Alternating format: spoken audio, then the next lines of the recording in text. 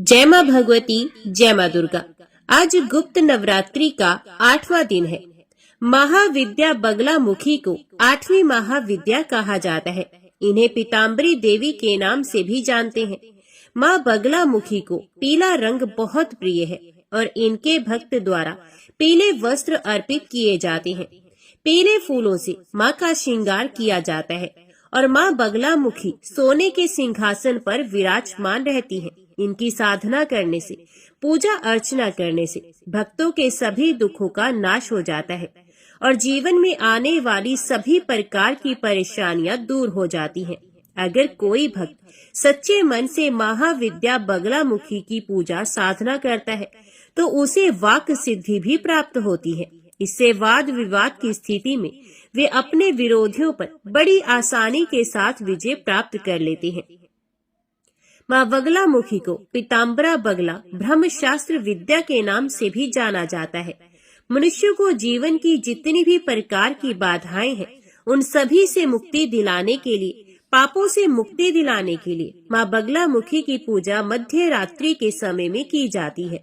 और जो लोग मध्य रात्रि के समय ना कर पाए, वे सुबह और शाम के समय पूजा कर सकते हैं। खास तौर पर मध्य रात्रि के समय जो भी तंत्र मंत्र की सिद्धि करने वाले साधक हैं, वही बगलामुखी माँ की पूजा करते हैं। आम गृहस्थ जन शाम के और सुबह के समय जिस प्रकार से बाकी दिनों में पूजा करते हैं, उस प्रकार से कर सकते हैं। माँ बगलामुखी की पूजा करने से कोर्ट कचहरी के केस में सफलता प्राप्त होती है। महाविद्या बगलामुखी की पूजा करने के लिए भक्तों को सुबह जल्दी उठकर स्नान करना चाहिए।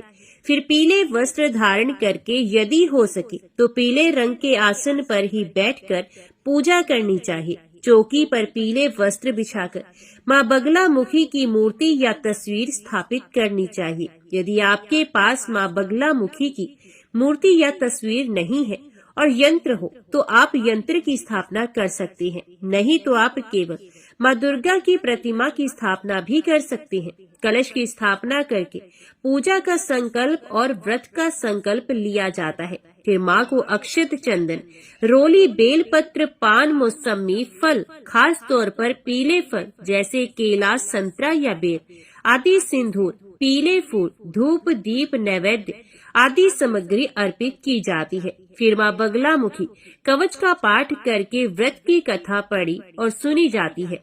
मंत्रों का जाप करके सबसे अंत में आरती करके मां को भोग लगाकर फिर क्षमा याचना करनी चाहिए। परिवार के सभी सदस्यों में माता रानी का प्रसाद बांटना चाहिए। लेकिन आपको ध्यान रखना है कि ये गुप्त नवरात्रि है। आपकी की गई पूजा का आसपास के लोगों को पता न चले और ना ही इस प्रसाद को आप बाहर किसी व्यक्ति को दे। जो भी हम गुप्त नवरात्रि के दिनों में भोग लगाते हैं, वे घर परिवार के ही सदस्य को देना चाहिए। पूजा करते समय आपको किसी और से बात नहीं करनी चाहिए, क्योंकि मां बगलामुखी अपने भक्तों की विशेष रूप से रक्षा करती हैं। उन्हें हर प्रकार के बुरे कर्मों से बचा लेती हैं, उन्हें सद्बुद्धि प्रदान करती हैं। इसलिए आज के दिन आप जो भी पूजा करते हैं, व्रत रखते हैं, उस दिन आपको भूल से भी दूसरों के बारे में गलत वलत नहीं सोचना चाहिए, बुरा नहीं करना चाहिए। किसी प्रकार की किसी भी तरह की जीव हत्या, जीव हिंसा करने से बचना चाहिए। यदि ऐसा होता है, जाने अनजाने में यदि आपसे कुछ भी गलती होती है, तो उसका भी बहुत बुरा परिणाम भुगतना पड़ सकता है, क्योंकि मां बगलामुखी को पीला रंग बहुत पसंद है। इसलिए आज के दिन पीले रंग की वस्तुओं का, जैसे पीले मौसमी फलों का, पीले वस्त्रों का आप गुप्त दान किसी कन्या को भी कर सकते हैं। मंदिर में आप दान दे सकते हैं। गुप्त रूप से आप दक्षिण का दान दे सकते हैं। मां बगलामुखी को आप पीले रंग की चुनरी अर्पित कर सकते हैं। ऐसा करने से भक्तों के जीवन में सुख और समृद्धि आती है, मनोवांछित फल की प्राप्ति होती है और मां की पूजा करने से यदि आने वाली कोई बाधा हो तो वे भी बड़ी आसानी से दूर हो जाती है। घर परिवार के सदस्यों का स्वास्थ्य बेहतर रहता है और इनकी पूजा करने से यदि विश्वास के साथ पूजा की जाए तो सभी रुके हुए कार्य भी बिना किसी बाधा के पूर्ण हो जाते हैं। शारीरिक और मानसिक चिंताएं भी दूर होती हैं। अगर आप अपने जीवन में आगे बढ़ना चाहते हैं या आपके ऊपर किसी ने कोई झूठा मुकदमा कर रखा है, तो ऐसी स्थिति में आप नियम से दिन में जितनी बार भी हो सके माँ बगलामुखी के मंत्र का जाप कर सकते हैं। पूर्व दिशा की ओर मुंह करके जप करना चाहिए। आप कुछ भी काम करते हैं, चलते बैठते उठते समय भी सच्चे मन से आप माँ पर विश्वास रखते हुए मंत्र का लगातार जाप करते रह सकते हैं। जो आपके ऊपर जो भी झूठा मुकदमा है या आपके शत्रु विरोधी आपको बहुत ज्यादा परेशान करते हो, तो शत्रु विरोधी शांत हो जाते हैं। उनसे आपको किसी प्रकार का कोई नुकसान नहीं होता, और यदि कोई झूठा मुकदमा है तो उसमें आपको विजय प्राप्त हो सकती है। इस प्रकार महाविद्या की पूजा की जाती है। पौराणिक कथा के अनुसार एक बार सतयुग में महाविनाश उत्पन्न करने वाली ब्रह्मांडी तूफान उत्पन्न हुआ, जिससे संपूर्ण विश्व नष्ट होने लगा और चारों ओर हाहाकार मच गया। अनेकों लोग संकट में पड़ गए और संसार की रक्षा करना असंभव हो गया। ये प्रचंड तूफान सब कुछ नष्ट भ्रष्ट करता हुआ आगे ही बढ़ता जा रहा था, जिसे देखकर स्वयं भगवान विष्णु भी चिंतित हो गए। इस समस्या का कोई हल ना पाकर वे भगवान शिव को स्मरण करने लगे। तब भगवान शिव ने प्रकट होकर उनसे कहा कि शक्ति के अलावा अन्य कोई भी इस विनाश को नहीं रोक सकता, इसलिए आप उनकी शरण में जाएं। तब भगवान विष्णु ने रुद्र सरोवर के निकट पहुंचकर कठिन तपस्या की। भगवान विष्णु ने तपस्या करके महात्रिपुर सुंदरी को प्रसन्न किया और देवी शक्ति उनकी साधना से प्रसन्न हुई और सौराष्ट्र क्षेत्र की रुद्रा झील में जल क्रीड़ा करती महापीत देवी के हृदय से दिव्य तेज प्रकट हुआ। उस समय चतुर्दशी की रात्रि को देवी बगलामुखी के रूप में प्रकट हुई। त्रिलोक स्तंभ महाविद्या भगवती बगलामुखी ने फिर प्रसन्न होकर श्री विष्णु को इच्छित वरदान दिया। तब कहीं जाकर सृष्टि का विनाश रुक पाया। देवी बगलामुखी को वीर रति भी कहा जाता है, क्योंकि देवी स्वयं ब्रह्मास्त्र रूपिणी है।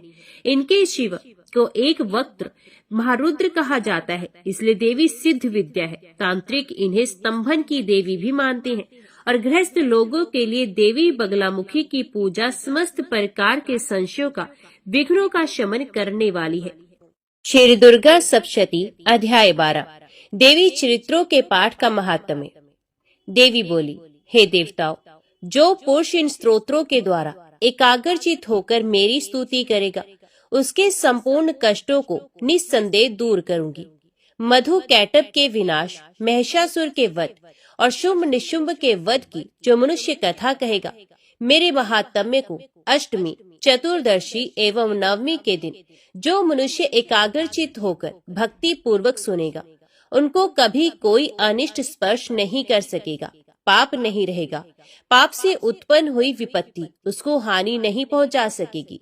उनके घर में कभी गरीबी नहीं रहेगी और ना कभी उनको अपने प्रियजनों का विछोह होगा। इतना ही नहीं, उन्हें शत्रुओं से, लुटेरों से, राजा से, शस्त्र से, अग्नि तथा जल से कभी भय नहीं रहेगा। इसलिए प्रत्येक मनुष्य को भक्ति पूर्वक मेरे इस कल्याण कारक महात्म्य को सदैव पढ़ना और सुनना चाहिए। ये परम कल्याण कारक है। मेरा ये महात्म्य महामारी से उत्पन्न हुए संपूर्ण उपद्रवों को एवं आध्यात्मिक आदि तीनों प्रकार के उत्पातों को शांत कर देगा।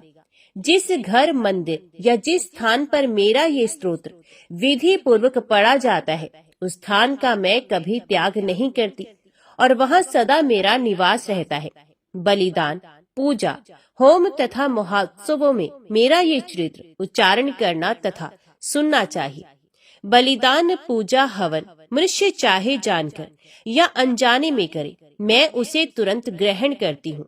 शरदकाल में प्रत्येक वर्ष जो महापूजा की जाती है, उसमें जो मनुष्य भक्ति पूर्वक मेरा ये महात्म्य सुनता है, वे सब विपत्तियों से छूट जाता है और धन धान्य तथा पुत्रादि से संपन्न हो जाता है। इसमें तनिक भी संदेह नहीं। मेरे इस महात्म्य व प्रादुर्भाव की सुंदर कथाओं इत्यादि तथा युद्ध में किए गए मेरे पराक्रम को सुनकर मनुष्य निडर हो जाता है, शत्रु नष्ट हो जाती है तथा उसका कल्याण होता है। उसका वंश कल्याण के मार्ग पर चलता है जो मेरे महात्म्य को सुनता है। बुरे स्वप्न दिखाई देने पर ग्रह जनित भयंकर पीड़ा उपस्थित होने पर मेरा महात्म्य श्रवण करने से छुटकारा मिल जाता है। सब कष्ट शांत हो जाती हैं तथा स्वप्न दिखाई देने बंद हो जाते हैं और दुख इत्यादि सब मिट जाते हैं। बाल ग्रहों में ग्रसित बालकों के लिए ये मेरा महात्म्य परम शांति को देने वाला है। मनुष्य में फूट पड़ने पर ये भली भांति मित्रता करवाने वाला है। ये महात्म्य समस्त दुराचारियों के बल का नाश करने वाला है। इसके पाठ मात्र से राक्षसों, भूतों और पिशाचों का नाश हो जाता है। पशु, पुष्प, अर्घ्य, धूप, गंध, दीपक इत्यादि सामग्रियों द्वारा पूजन करने पर मेरा ये महात्म्य मनुष्यों को मेरी जैसी सामर्थ्य की प्राप्ति कराने वाला है। ब्राह्मणों को भोजन कराकर, हवन करके, प्रतिदिन अभिषेक करके, नाना प्रकार के भोगों को अर्पण करके और प्रति वर्ष दान इत्यादि करके जो मेरी आराधना करते हैं, उससे मैं जैसी प्रसन्न होती हूँ, वैसे ही प्रसन्न मैं इस चरित्र के सुनने वालों से भी होती हूँ। ये महात्म्य श्रवण करने पर पापों को हर लेता है तथा आरोग्य प्रदान करता है। मेरा प्रादुर्भाव का कीर्तन दुष्ट प्राणियों से रक्षा करने वाला है। युद्ध में दुष्ट दैत्यों का संहार करने वाला है। इसके सुनने से मनुष्यों को शत्रुओं का भय नहीं रहता। हे देवताओं, तुमने और ब्रह्म ऋषियों और ब्रह्मा जी ने जो स्तुति की है, वे मनुष्यों को कल्याणमयी बुद्धि प्रदान करने वाली है। वन में सोने मार्ग में या दावा नल से घिर जाने पर, जंगल में सिंहों से, व्याघ्र से या जंगली हाथियों द्वारा पीछा किए जाने पर, राजा के क्रोध करने पर, मारे जाने के भय से या समुद्र में तूफान आने से, नाव के डगमगाने पर, भयंकर युद्ध में फंसा होने पर, किसी भी प्रकार की पीड़ा से पीड़ित, घोर बाधाओं से दुखी हुआ मनुष्य मेरे इस चरित्र को स्मरण करने वाला मनुष्य घुटकर पा जाता है। शेर आदि हिंसक पशु, डाकू तथा शत्रु मेरे चरित्र को स्मरण करने वाले मनुष्य से दूर भाग जाते हैं। महर्षि बोले, प्रचंड पराक्रम वाली भगवती चंडिका इस प्रकार कहने के पश्चात अंतर्ध्यान हो गई। संपूर्ण देवता पहले की तरह अपने अपने यज्ञ के भागों को प्राप्त करने लगे। अब मैं, हे राजा, दैत्यों का हाल सुनाता हूँ। शुंभ युद्ध में मारा गया तथा उसका पराक्रमी भाई निशुंभ के मारे जाने पर शेष दैत्य पाताल लोक भाग गए। हे राजन, इस प्रकार भगवती अंबिका नित्य होती हुई भी बार बार प्रकट होकर इस जगत का पालन करती हैं। वे ही इसको मोहित करती हैं, जन्म देती हैं और प्रार्थना करने पर समृद्धि प्रदान करती हैं। हे राजन, भगवती ही महाप्रलय के समय महामारी का रूप धारण करती हैं और वही संपूर्ण ब्रह्मांड में व्याप्त है। वे सनातन देवी प्राणियों का पालन करती हैं। वे ही मनुष्यों के अभय उदय के समय घर में लक्ष्मी का रूप बनाकर स्थिर हो जाती हैं तथा अभाव के समय दरिद्रता बनकर विनाश का कारण बन जाती हैं। पुष्प, धूप और गंध आदि से पूजन करके उनकी स्तुति करने से वे धन और पुत्र प्रदान करती हैं और धार्मिक बुद्धि तथा उत्तम गति प्रदान करती हैं। जय मां भगवती, जय मां दुर्गा। श्री दुर्गा सप्तशती 13वां अध्याय। राजा सुर्थ और वैश्य को देवी का वरदान। मेधा ऋषि बोले, हे राजा, इस प्रकार मैंने तुमसे देवी के उत्तम महात्म्य का वर्णन किया है। वे ही विद्या प्रदान करती हैं। भगवान विष्णु की माया स्वरूपा उन भगवती की कृपा से ही तुम ये वैश्य अथवा अन्य विवेकी जन मोहित होते हैं और मोहित होते रहेंगे। महाराज, आप दोनों उन्हीं की शरण में जाओ। वही भगवती आराधना करने पर मनुष्य को भोग, स्वर्ग तथा मोक्ष प्रदान करती हैं। मार्कंडे जी ने कहा, महर्षि मेधा की ये बात सुनकर राजा सुर्थ महर्षि को प्रणाम करके खड़ा हुआ और राज्य के क्षीण जाने से उनके मन में बड़ी ग्लानि हुई। राजा सुर्थ और वैश्य तपस्या करने के लिए वन में चले गए और नदी के तट पर आसन लगाकर भगवती के दर्शनों की अभिलाषा हेतु तपस्या में लीन हो गए। वैश्य देवी के परम उत्तम सूक्त का जप करने लगा। दोनों राजा और वैश्य नदी के तट पर मृत्तिका से देवी की मूर्ति बनाई। पुष्प, धूप, दीप तथा हवन द्वारा देवी का पूजन करने लगे। पहले उन्होंने आहार को कम किया। इसके बाद निराहार रहकर भगवती में मन लगाकर एकाग्रता से आराधना करने लगे। वे दोनों अपने शरीर के रक्त से देवी को बलि देते हुए 3 वर्ष तक लगातार भगवती की आराधना करते रहे। 3 वर्ष के बाद देवी ने उनको प्रत्यक्ष दर्शन दिए। देवी बोली, हे राजन, अपने वंश को संप्रसन्न करने वाले वैश्य, तुम जिस वर की इच्छा रखते हो वे मुझसे मांग लो, मैं तुम्हारी इच्छा पूरी करूंगी। मैं तुम दोनों पर अत्यंत प्रसन्न हूँ। मार्कंडेय जी बोले, ये सुनकर राजा ने अगले जन्म में नष्ट ना होने वाला अखंड राज्य और इस जन्म में बलपूर्वक अपने शत्रुओं को नष्ट करने के पश्चात अपना राज्य प्राप्त करने के लिए देवी से वरदान मांगा। वैश्य ने भी, जिसका चित्त संसार की ओर से विरक्त हो चुका था, भगवती देवी से अपनी ममता तथा अहंकार रूप आसक्ति को नष्ट कर देने वाले ज्ञान को देने के लिए वरदान मांगा। भगवती देवी ने कहा, हे राजन, तुम शीघ्र ही अपने शत्रुओं को मारकर पुनः अपना राज्य प्राप्त करोगे तथा तुम्हारा राज्य स्थिर रहने वाला होगा। इसके बाद मृत्यु के पश्चात आप सूर्यदेव के अंश से जन्म लोगे। तुम्हारा नाम सावर्णिक मुनि होगा तथा इस पृथ्वी पर मनु के नाम से ख्याति प्राप्त करोगे। हे वैश्य कुल में श्रेष्ठ, आपने जो मुझसे वर मांगा है वे मैं आपको देती हूँ। आपको मोक्ष देने वाले ज्ञान की प्राप्ति होगी। मार्कंडेय जी बोले, इस प्रकार देवी उन दोनों को मनोवांछित वर प्रदान कर अंतर्ध्यान हो गई। इस प्रकार देवी से वरदान प्राप्त कर राजा सूर्यदेव के अंश से जन्म लेकर इस पृथ्वी पर सावर्णिक मनु के नाम से उत्पन्न होंगे। जय मां भगवती, जय मां दुर्गा। अभी सुनिए श्री दुर्गा कवच का पाठ। महर्षि मार्कंडेय जी बोले, हे पितामह, संसार में जो गुप्त हो और जो मनुष्यों की सब प्रकार से रक्षा करता हो और जो आपने किसी को आज तक नहीं बताया हो, वे कवच मुझे बताइए। श्री ब्रह्मा जी ने कहा, अत्यंत गुप्त व सब प्राणियों की भलाई करने वाला कवच मुझसे सुनो। प्रथम शैलपुत्री, दूसरी ब्रह्मचारिणी, तीसरी चंद्र घंटा, चौथी कुष्मांडा, पांचवी सकंद माता, छठी कात्यायनी, सातवीं काल रात्रि, आठवीं महागौरी तथा नववीं सिद्धिदात्री, ये देवी के 9 मूर्तियां हैं। ये नव दुर्गा कहलाती हैं। आग में जलता हुआ, रण में शत्रु से घिरा हुआ, विषम संकट में फंसा हुआ मनुष्य यदि दुर्गा के नाम का स्मरण करे तो उसको कभी भी हानि नहीं होती। रण में उसके लिए कुछ भी आपत्ति नहीं होती और न उसे किसी प्रकार का दुख या डर ही होता है। हे देवी, जिसने श्रद्धा पूर्वक तुम्हारा स्मरण किया है उसकी वृद्धि होती है और जो तुम्हारा चिंतन करते हैं उनकी तुम निस्संदेह रक्षा करने वाली हो। चामुंडा प्रेत पर, वाराही भैंसे पर, रुद्री हाथी पर, वैष्णवी गरुड़ पर अपना आसन जमाती हैं। माहेश्वरी बैल पर, कौमारी मोर पर और हाथ में कमल लिए हुए विष्णु प्रिया लक्ष्मी जी कमल के आसन पर विराजती हैं।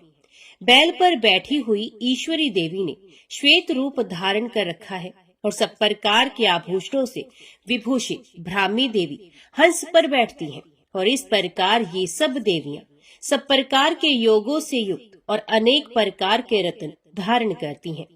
भक्तों की रक्षा के लिए संपूर्ण देवियां रथ में बैठी तथा क्रोध में भरी हुई दिखाई देती हैं तथा चक्र, गदा, शक्ति, हल और मूसल, खेटक और तोमर, परशु तथा पाश, भाला और त्रिशूल एवं उत्तम शारंग आदि शास्त्रों को दैत्यों के नाश के लिए और भक्तों की रक्षा करने के लिए और देवताओं के कल्याण के लिए धारण करती हैं।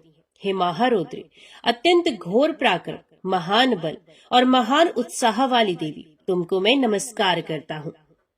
हे देवी, तुम्हारा दर्शन दुर्लभ है तथा आप शत्रुओं के भय को बढ़ाने वाली हैं। हे जगदम्बिके, मेरी रक्षा करो। पूर्व दिशा में इंद्र शक्ति ऐन्द्री मेरी रक्षा करे। अग्नि कोण में अग्नि शक्ति, दक्षिण दिशा में वाराही देवी तथा नृत्य कोण में खड्ग धारिणी देवी मेरी रक्षा करे। पश्चिम दिशा में वारुणी, वायु कोण में मृग वाहिनी, उत्तर दिशा में कौमारी और ईशान कोण में शूल धारिणी देवी मेरी रक्षा करे। ब्राह्मणी ऊपर की ओर से मेरी रक्षा करे और वैष्णवी देवी नीचे की ओर से मेरी रक्षा करे। और इसी प्रकार शव पर बैठी चामुंडा देवी 10 दिशाओं में मेरी रक्षा करे। जया देवी आगे, विजया देवी पीछे की ओर से मेरी रक्षा करे।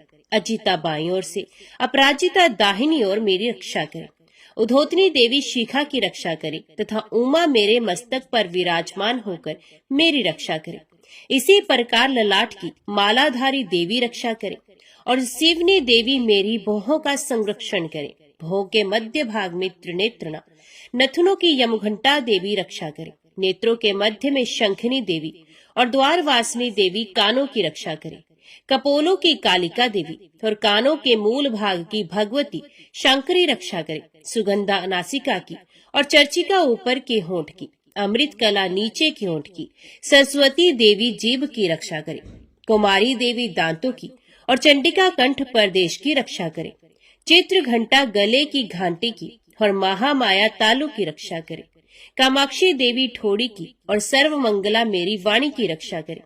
भद्रकाली गर्दन की और धनुर्धरी पीठ के मेरुदंड की रक्षा करे। कंठ के बाहरी भाग की नीलग्रीवा और कंठ की नली की नलकूबरी रक्षा करे। दोनों कंधों की खड़गनी और वज्रधारणी मेरी दोनों बाहों की रक्षा करे। दोनों हाथों की दंडनी और उंगलियों की रक्षा अंबिका देवी करे। शूलेश्वरी देवी संपूर्ण नखों की, कुलेश्वरी देवी मेरी कुक्षी की रक्षा करे। महादेवी दोनों स्तनों की और शोक विनाशिनी देवी मन की रक्षा करे। ललिता देवी हृदय की और शूलधारिणी उदर की रक्षा करे। कामिनी देवी नाभि की, गृहेश्वरी गृह भाग की, पूतना और कामिका लिंग की और महेशवाहिनी गुदा की रक्षा करे। संपूर्ण कामनाओं को पूर्ण करने वाली महाबला देवी दोनों जंघाओं की रक्षा करे। विंध्यवासिनी दोनों घुटनों की और तेजसी देवी दोनों पांवों के पृष्ठ भाग की, श्रीधरी पांवों की उंगलियों की, तलवासिनी तलुओं की, दंशाक्राली देवी नखों की, ऊर्ध्व केशनी केशों की, बाघेश्वरी वाणी की रक्षा करे। रोमावलियों के छिद्रों की कोबेरी और त्वचा की बागेश्वरी देवी रक्षा करे। पार्वती देवी रक्त, मज्जा, वसा, मांस, हड्डी की रक्षा करे।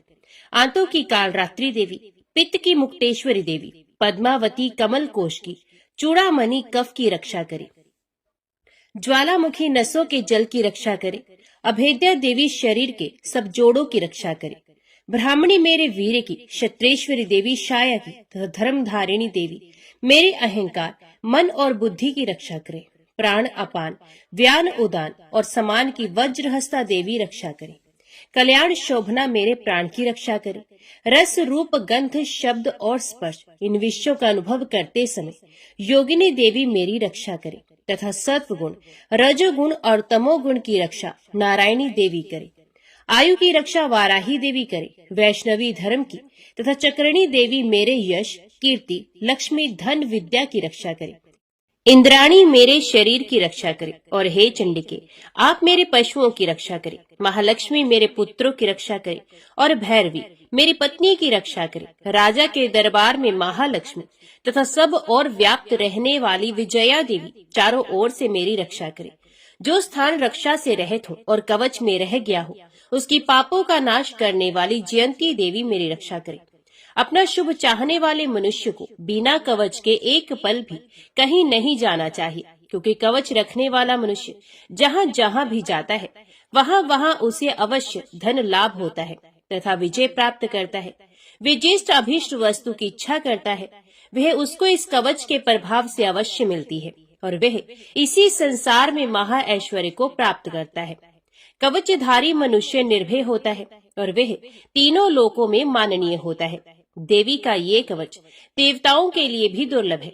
जो प्रतिदिन नियम पूर्वक तीनों संध्याओं के समय श्रद्धा के साथ इसका पाठ करता है उसे देव शक्ति प्राप्त होती है। वे तीनों लोकों को जीत सकता है तथा अकाल मृत्यु से रहित होकर 100 वर्षों तक जीवित रहता है।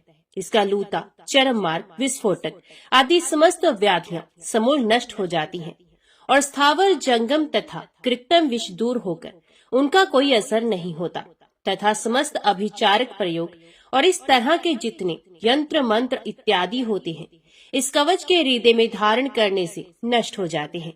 इसके अतिरिक्त पृथ्वी पर विचरने वाले भूचर, नभचर, जलचर प्राणी उपदेश मात्र से सिद्ध होने वाली निमट कोटि के देवता, अपने जन्म से साथ प्रकट होने वाले देवता, कुल देवता, माला आदि डाकिनी, शाकिनी, अंतरिक्ष में विचरने वाली अत्यंत बलवती भयानक डाकिनियां, ग्रह भूत पिशाच यक्ष गंधर्व राक्षस ब्रह्म राक्षस बेताल कुष्मांड और भैरव आदि अनिष्ट कारक देवता भी उस मनुष्य को जिसने कि अपने हृदय में ये कवच धारण किया हुआ है देखते ही भाग जाते हैं।